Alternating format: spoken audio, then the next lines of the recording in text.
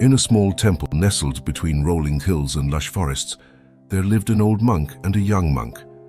Their days were calm and followed the basic routines of monastic life. One morning, the old monk called the young monk to his side. "Our rice supply is running low," he said, his voice calm yet firm. "Please go to the market and buy more." The young monk bowed respectfully and set out for the market. The path to the market usually involved crossing a small wooden bridge over a river. However, as he approached the bridge that day, he found it in disrepair. The wooden planks were rotten, and the bridge looked dangerously unstable. Concerned, the young monk returned to the temple much sooner than expected. "Master, the bridge has rotted and is impassable," he reported to the old monk. The old monk raised his eyebrows. "Is there no other way to reach the market?"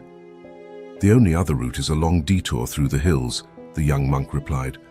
"I heard from villagers that the bridge will be repaired soon. Maybe we should wait for it to be fixed." The old monk fell silent for a moment, contemplating the situation. "Very well," he finally said. "We will wait for the bridge to be repaired." Days passed, and the monks continued with their daily rituals, but the young monk couldn't shake off a sense of unease. The rice container in the temple grew emptier each day, a silent reminder of the decision to wait. As the anticipated time for the bridge repair came and went, the rice supply dwindled down to a mere handful. The old monk looked at the nearly empty container and let out a sigh, a rare expression of concern on his serene face. "Go quickly now, or we will have nothing to eat," the old monk urged the young monk. Packing his bag, the young monk hurried off once again. But to his dismay, upon reaching the bridge, he found that it had been destroyed by a sudden flash flood. Even the longer detour was now underwater. Returning to the temple, the young monk's heart was heavy with worry. "Master, the bridge was repaired but then destroyed again by a flood. Even the detour is underwater. We might go hungry," he said with a sense of urgency. The old monk sighed deeply. "This situation was destined from the beginning," he said slowly. "If you had taken the longer route initially, despite the effort, we would have had rice by now. But you chose the easier option, hoping for a quick fix, and now we face this predicament." The next morning, after a night of little sleep, the young monk met with the old monk in the temple's modest dining hall. The first rays of dawn filtered through the windows, casting a soft light on the nearly empty rice container. "Master," the young monk began hesitantly, "I have considered the situation. The bridge is still under repair, and the detour through the hills is long and arduous. Perhaps it is wiser to wait for the bridge to be fixed. The villagers said it won't take much longer." The old monk listened, his face a mask of calm. He glanced at the rice container and then back at the young monk. "Patience is indeed a virtue," he said slowly, "but it must be balanced with action. Are you certain this is the best course?" The young monk nodded, though his confidence wavered slightly under the old monk's gaze. "Yes, master. It seems the most practical choice. The effort saved by waiting now may benefit us later." The old monk gave a small nod, accepting the young monk's decision. "Then we shall wait as you suggest. Let us hope the bridge is repaired swiftly." Days passed in the temple, marked by the usual routines of prayer, meditation, and chores. But an undercurrent of unease ran through their days, a silent acknowledgement of the dwindling rice supply. Each morning, the young monk would gaze out towards the bridge, hoping to see signs of repair. But the bridge remained untouched, a lingering symbol of their waiting and the young monk's choice. Meanwhile, the rice container grew emptier, each scoop a reminder of the decision to rely on hope rather than action. The young monk began to question his choice, wondering if his desire to avoid the longer path was indeed wisdom or merely a reluctance to face hardship. As the last grains of rice were used, the young monk felt a growing sense of responsibility for their predicament. He had chosen the easier path, and now they were on the brink of hunger. As the days turned into a week, the atmosphere in the temple grew more somber. One morning, as the young monk served the last of the rice, the old monk finally broke the silence that had enveloped them. "Choices are like stones thrown into a pond," he said softly. "They create ripples that reach far and wide. Our current situation is the ripple of your choice." The young monk nodded solemnly, feeling the weight of his decision. "I thought I was being wise, master. I hoped to save us effort, but instead, I have brought us to the brink of hunger." The old monk placed a comforting hand on the young monk's shoulder. "It is a lesson, not a failure. You chose the path of least resistance, hoping for ease. But often the longer, more challenging path holds greater rewards. Effort and perseverance are virtues too." As they finished their meager meal, the young monk felt a resolve forming within him. He had learned a hard lesson about foresight and the consequences of seeking convenience over effort. He knew he couldn't undo his decision, but he could learn from it and make a different choice in the future. At dawn, the young monk decided to take the longer route to the market.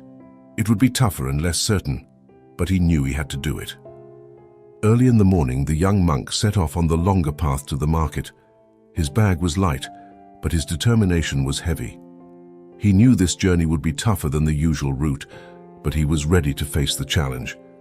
The path through the hills was steep and winding. As he walked, the young monk thought about the old monk and the empty rice container back at the temple. This thought pushed him forward, even as his legs started to tire. The sun was high in the sky by the time he reached the market. He went straight to the rice cellar and bought as much rice as he could carry. The weight of the rice was a good feeling. It meant he hadn't failed this time. The walk back was hard. His feet ached, and the bag of rice felt heavier with every step. But he kept thinking about the old monk's words. Effort and perseverance are important. This kept him going. When he finally saw the temple in the distance, he felt a mix of relief and pride. He had taken the harder path, but it had been worth it. He had rice for the temple, and he had learned a valuable lesson. The old monk was waiting for him. "You chose to take action this time," he said, looking at the bag of rice. "Yes, master," the young monk replied, tired but happy. "The longer path was hard, but it was the right thing to do. I've learned that the easy way isn't always the best way." Together they filled the empty rice container. The young monk felt a deep sense of satisfaction. He had not only brought back the rice, but had also grown from the experience. Back at the temple, with their rice supply replenished, the young monk had time to reflect on the events of the past few days. One quiet evening, as he sat with the old monk under the fading light, he spoke up.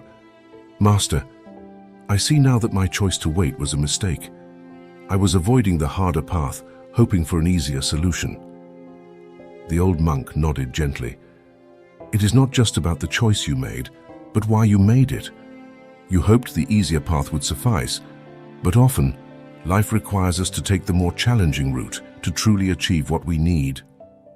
The young monk listened intently, absorbing the lesson. "I thought I was being practical, but I see now that I was just avoiding the effort. I have learned that sometimes what seems like the longer path may actually be the most rewarding." The old monk smiled, a glint of wisdom in his eyes. "Exactly. The longer path taught you resilience, responsibility, and the satisfaction of fulfilling a duty through hard work. These are valuable lessons." That night, as the young monk lay in his simple bed, he thought about the choices he would make in the future.